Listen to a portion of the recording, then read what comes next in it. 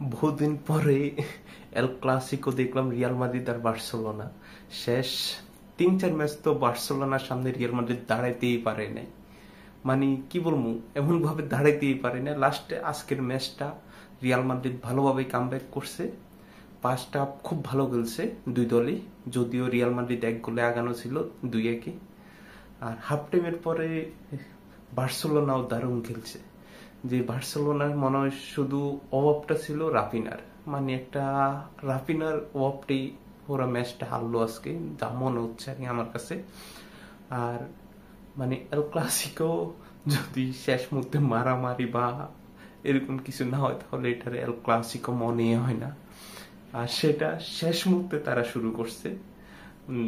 কি বলবো, আগে খেলার মাঠে হইতো, এখন খেলা শেষে করে আর কি। আগে মেসি, সুয়ারেজ, নেইমার, বা এদিকে মডরিচ আছে, তারপরে রামোস তো ক্লাসিকো মানিয়ে তার মারামারি বা কাট খাইতেই হবে, এতে কোনো ভুল নাই। তারপর রোনাল্ডো, যাক দারুণ একটা খেলা হয়েছে।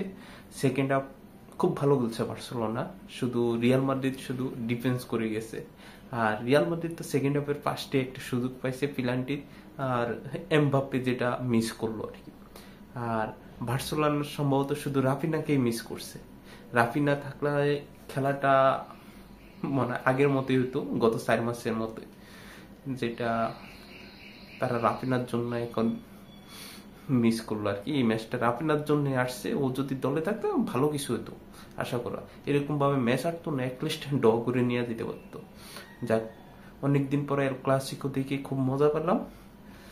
মানে টাকাও শুন যা মানে কত টোটাল সম্ভবত 100 মিনিট খেলা দেখছি, 1 মিনিটও এবার মিস করি না। অন্য সময় হয়তো মিস করি, আজকে ওরকম ভাবে কোনো মিসে করিনি।